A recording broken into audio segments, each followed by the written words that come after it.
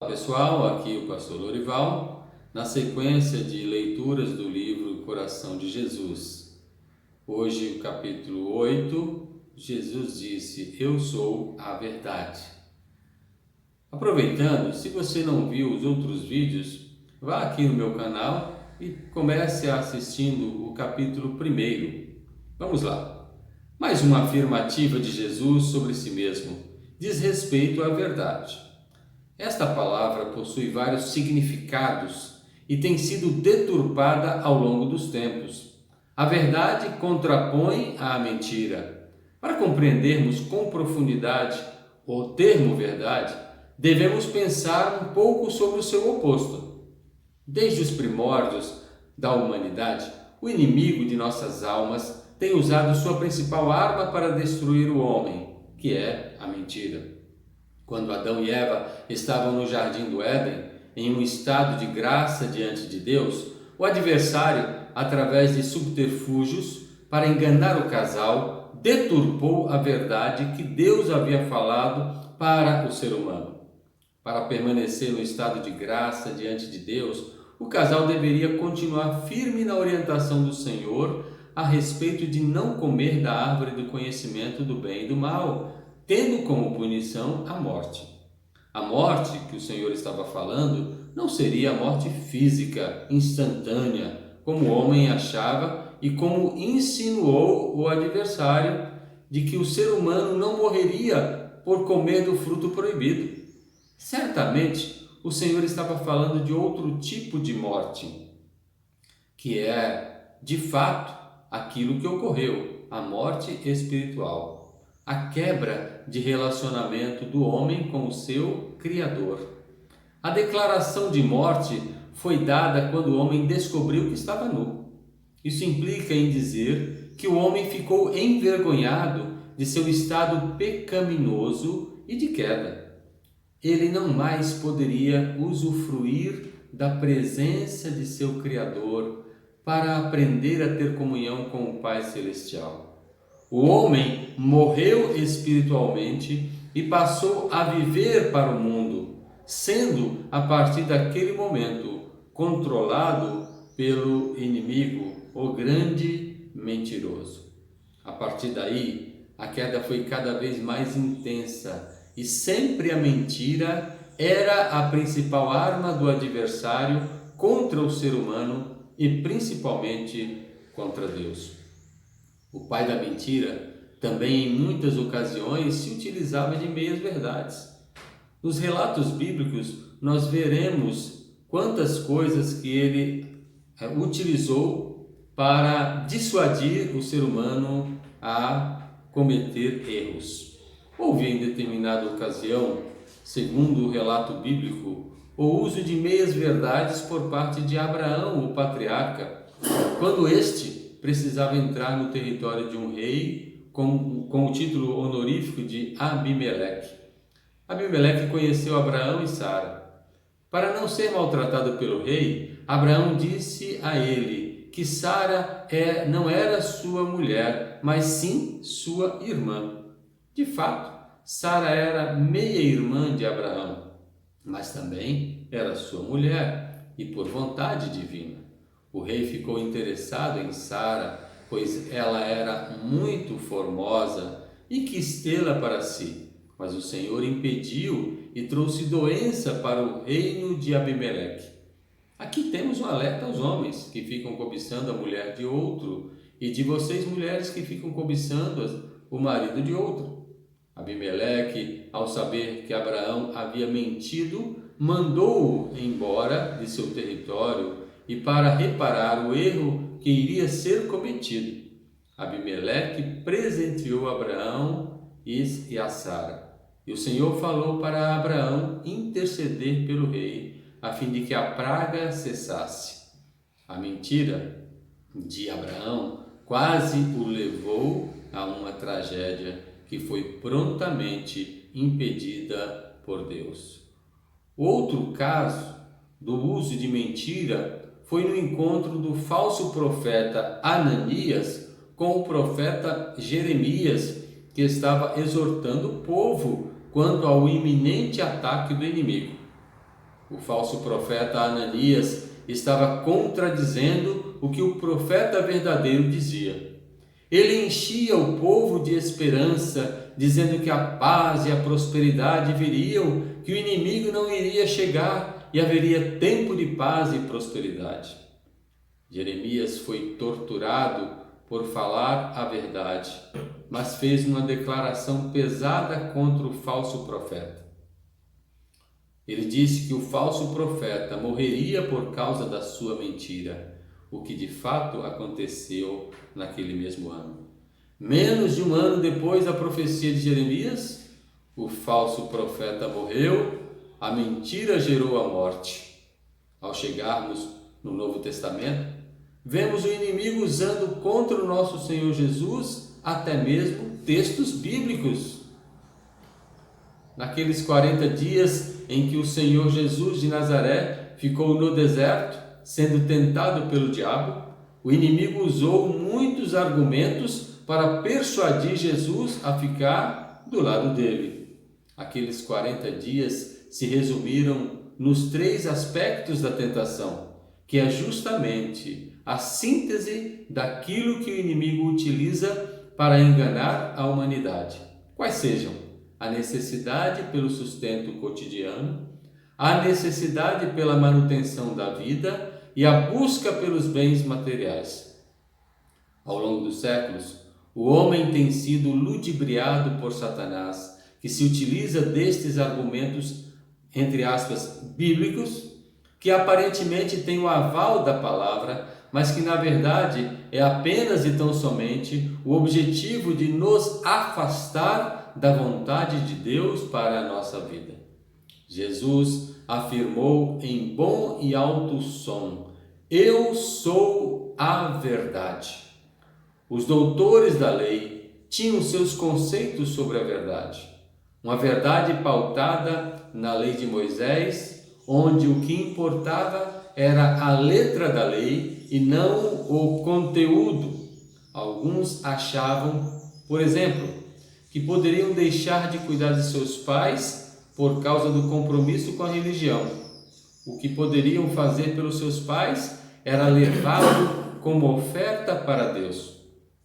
Falsas verdades com aparência de verdade, mas que eram profundas mentiras, pois negavam a essência da verdade.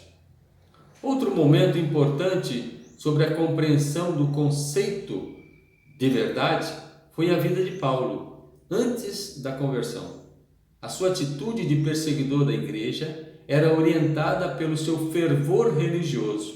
Ele cria piamente que estava certo e tudo o que fazia era em nome de Deus e a vontade de Deus.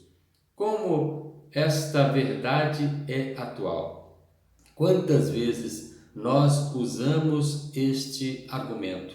Em nome de Deus, ou Deus está me mandando dizer, para ratificar atitudes erradas e reacionárias de nossa parte, por acharmos que a nossa pseudo-verdade é a verdade absoluta. Paulo, ao ser confrontado pelo próprio Senhor Jesus de Nazaré, ficou cego para poder enxergar a verdade em sua essência. Hoje em dia, utilizam-se da verdade relativa. Tudo é relativo. Portanto, tudo que o homem quiser fazer, poderá fazê-lo, desde que não prejudique a outrem. Nada é essencialmente mal ou bom. Não existe mentira. Tudo é válido. Muitos estão ensinando que se pode utilizar a mentira como argumento para livrar alguém de uma situação embaraçosa. Isto tem sido ensinado nos meios de comunicação e, infelizmente, é o que muitas crianças estão aprendendo através da televisão e da internet. Este pensamento, infelizmente, já está arraigado na mente do homem do século XXI e só um milagre fará com que haja uma mudança, uma transformação. Jesus disse: eu sou a verdade. Em momento algum ele disse: eu sou uma das verdades, mas afirmou ser a única verdade. Ao longo dos séculos, o homem tem criado suas verdades através da filosofia, através da religião. Há até o argumento de que todas as religiões levam a Deus. Jesus enfatizou que nenhuma religião leva a Deus, pois foi contra os religiosos de sua época, devido à presunção que tinham sobre o próprio conceito de salvação e na confiança que eles depositavam em si mesmos.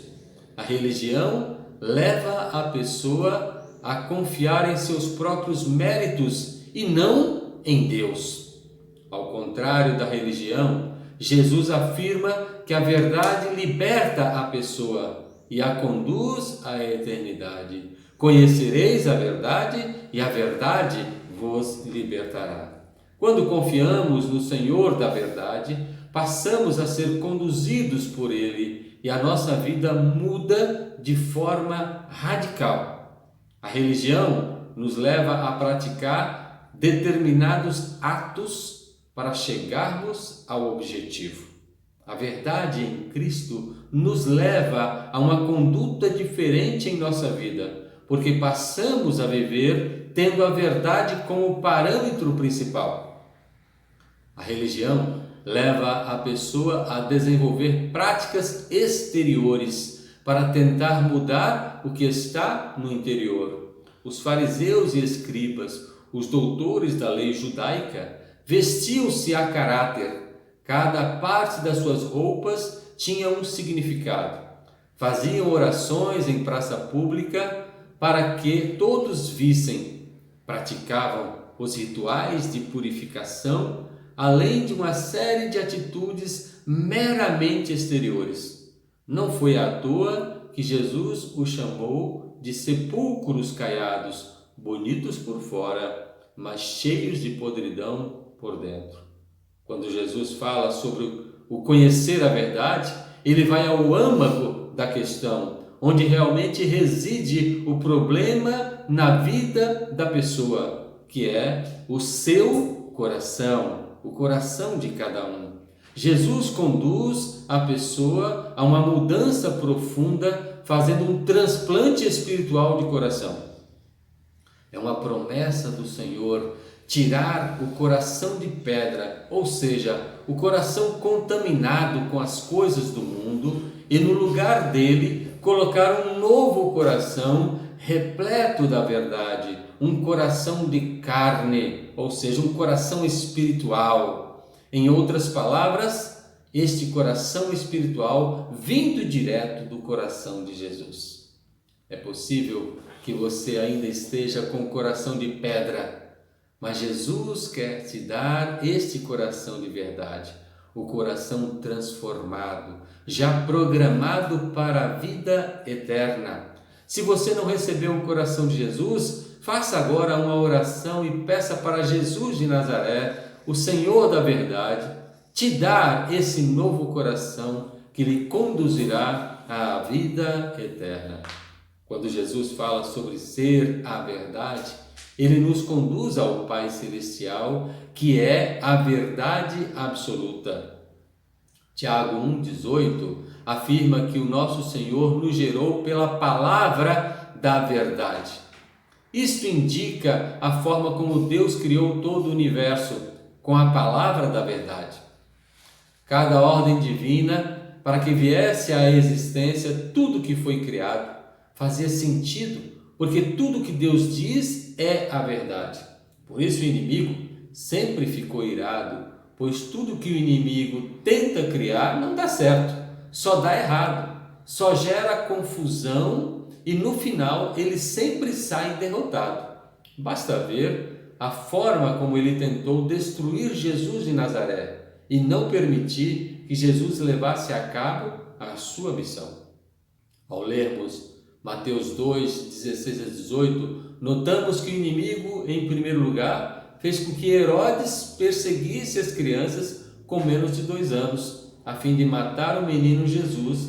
Mas o anjo avisou a José e o Senhor foi protegido, passando parte da infância no Egito. Depois tentou a Jesus no deserto, como dissemos anteriormente. Tentou usar os doutores da lei para prender Jesus e matá-lo.